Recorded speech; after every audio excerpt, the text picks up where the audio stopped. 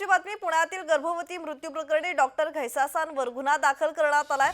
तर मृत्यूला जबाबदार सर्वांवर कारवाई व्हावी असं म्हणत खासदार सुप्रिया सुळे यांनी मागणी केली आहे। कुणावरही अन्याय नको हीच भूमिका असल्याचं सुप्रिया सुळे यांनी म्हटलेलं आहे।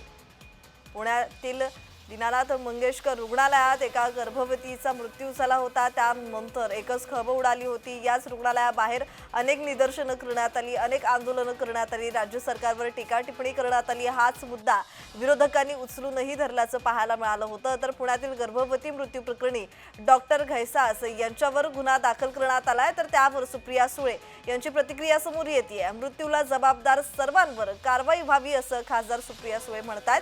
तर कुणावरही अन्याय नको हीच भूमिका असल्याचं सुप्रिया सुळे म्हणालेल्या आहेत। मला असं वाटतं पहिला गुन्हा उशिरा का होईना दाखल झालाय त्याचं मी स्वागत करते, कारण का ती महाराष्ट्राची लेक आहे। कुठल्याही लेकीवर अन्याय होणार नाही ही आपल्या सगळ्यांचीच नैतिक जबाबदारी आहे। आणि मी स्वतः आणि मला असं वाटतं माझे सहकारी प्रशांत दादा जगताप यांनी कोर्टात धाव घेतलेलीच आहे। आणि जे कोणी ह्याच्यासाठी जबाबदार असतील, जे कोणी, त्यांना सगळ्यांना शिक्षा झालीच पाहिजे। ज्या पद्धतीने पहिल्या दिवशी माननीय मुख्यमंत्र्यांनी स्टेटमेंट केलं होतं, माझ्या फार अपेक्षा होत्या, माझा विश्वास होता की माननीय मुख्यमंत्री आपल्याला आणि आपल्या लेकीला नक्की न्याय देतील।